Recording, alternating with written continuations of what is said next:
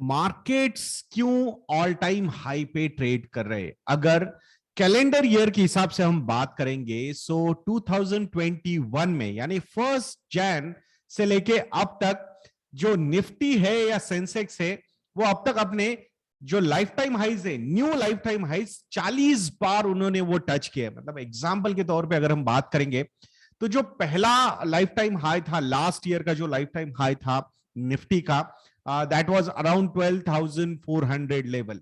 तो वहां से अब तक 40 नए life time highs till currently Nifty is trading at 17,300 level, तो ये टच कर चुका है। The similar case is with Sensex also. तो ऐसा क्या चेंज हुआ है और ऐसा क्यों हो रहा है कि मार्केट इतनी ज्यादा अपने लाइफ टाइम हाइज को बार बार बार टच कर रहा है या फिर नए जो रिकॉर्ड्स है वो ब्रेक करते जा रहा है?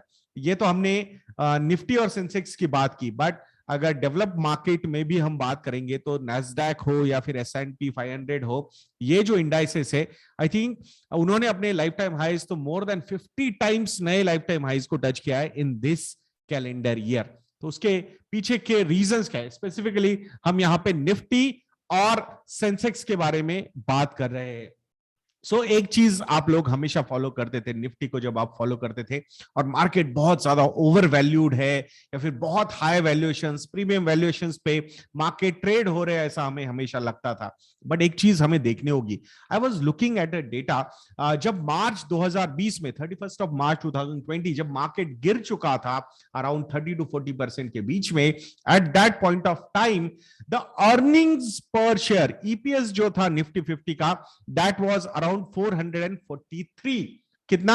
443। I understand that was a stand alone EPS जो पहले के हिसाब से कैलकुलेशंस होते थे। And now in after this 31st of March 2020 they have changed this formula and now they are considering कि कंसोलिडेटेड ईपीएस कंसीडर किया जाएगा निफ्टी 50 कंपनीज का। और वो जो निफ्टी 50 का ईपीएस है वो आज अगर हम बात करेंगे so it is more than 660 I think. So around 47% से, कितना?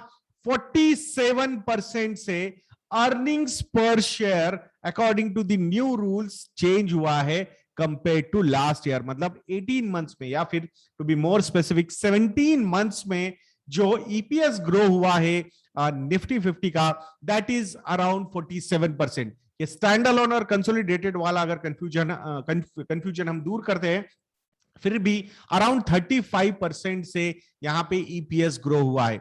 इफ यू रिमेंबर मार्च 2020 के पहले के जो 3 साल थे, इतना स्लगिश ग्रोथ था ईपीएस में निफ्टी 50 के। So improved EPS and expected around 30% growth in earnings per share over the period of next 12 months। ये कुछ फैक्टर्स है जो मार्केट को नए मुकाम तक लेके जा रहे हैं। और ये जो सिलसिला है for some more time it can continue. और इसको तो ये पहला रीजन है जहां पे ईपीएस जो है वो इंप्रूव भी हुआ है लास्ट 17 मंथ्स में, और आने वाले 12 महीनों में और ज्यादा इंप्रूवमेंट मार्केट एक्सपेक्ट कर रहा है। एंड देन नेक्स्ट ईयर में कैसी रिवाइवल रहता है, रिकवरी कैसे होती है इकोनॉमी की, उसके हिसाब से बहुत सारी चीजें फैक्टर इन होगी। एंड दैट्स व्हाई अभी तो मोमेंटम पॉजिटिव नजर आ रहा है ये सब चीजों का। So improved EPS and better than improving EPS, ये भी दो फैक्टर्स है जो मार्केट को ऊपर लेके जा रहे हैं। दूसरा जो रीजन है वो है अनप्रेसिडेंटेड लिक्विडिटी। जो 8 से 10 ट्रिलियन डॉलर्स की लिक्विडिटी सारे वर्ल्ड ओवर के जो सेंट्रल बैंक्स है उन्होंने इन्फ्यूज की है, और उसको जो टेपरिंग करने का एक थॉट प्रोसेस था वो अभी भी क्लियर नहीं है। तो अभी भी आई थिंक टेपरिंग मतलब पैसा वापस नहीं लिया जाने की बातें हो रही है, जो पैसे का फ्लो है उसको थोड़ा सा स्लो करने की बातें अभी हो रही है। And that's why this liquidity is going to be there. And ये दूसरा रीजन है, ये जो बहुत ज्यादा लिक्विडिटी है मार्केट में, that is also driving the market. And the third reason, तो इसमें बहुत सारे सब रीजन है, जैसे कि सेंटिमेंट्स बहुत ज्यादा पॉजिटिव है, फियर ऑफ मिसिंग आउट, ये भी फेनोमेना बहुत ज्यादा है रिटेल इन्वेस्टर्स में। अब क्यों retail investors, I feel even institutional investors में भी ये फियर ऑफ मिसिंग आउट बहुत ज्यादा नजर आ रहा है। एंड इसका एक सब रीजन है, वो है there is no alternative, TINA effect. यानी कि जब तक दूसरा एसेट क्लास डेवलप नहीं होता है, जब तक इंटरेस्ट रेट्स बढ़ते नहीं है, यील्ड्स ऑन 10 ईयर जिसे यील्ड्स बढ़ते नहीं है, तब तक ये दूसरा ऑल्टरनेटिव डेवलप नहीं होगा, ऐसा लग रहा है। And that's why this particular liquidity, additional liquidity, this fear of missing out, the positive sentiment, improving earnings, ये सारे फैक्टर्स मार्केट को और भी ज्यादा सपोर्ट कर सकते हैं।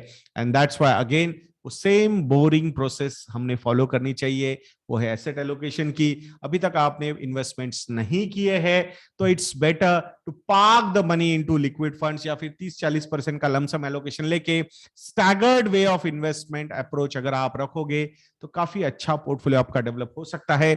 इन्वेस्टमेंट मैनेजमेंट में बिहेवियर मैनेजमेंट ये भी बहुत इंपॉर्टेंट फैक्टर होता है, ये हमने हमेशा याद रखना चाहिए दोस्तों। मैं आशा करता हूं ये छोटा सा वीडियो आपको अच्छा लगा होगा। आई थिंक कल हमने आप लोगों को बताया था कि जो जिस तरीके से हमने क्रिकेट मैच जीता है, आई थिंक आफ्टर 35 ईयर्स हमने 2-1 की लीड ली है इन इंग्लैंड। तो I think that is going to be an interesting thing to watch कि ये सीरीज हम कैसे जीतते हैं। सो ये विक्ट्री, ये प्रोमो कोड हमने एक्टिवेट किया है सिर्फ 1 साल के मॉडल पोर्टफोलियो सब्सक्रिप्शन पे। आपको फ्लैट 3000 रुपीज का डिस्काउंट हमारे मॉडल पोर्टफोलियोज पे मिलेगा। मैं आशा करूंगा आप investedna.in को विजिट करोगे, विक्ट्री प्रोमो कोड यूज करोगे एंड हमारे रिसर्च प्रोडक्ट्स रेडीमेड पोर्टफोलियोज को सब्सक्राइब करोगे। investedna.in को जरूर विजिट कीजिएगा दोस्तों। वीडियो को लाइक करना, शेयर करना और चैनल को सब्सक्राइब करना मत भूलना दोस्तों। नेक्स्ट वीडियो में मिलते हैं। जय हिंद।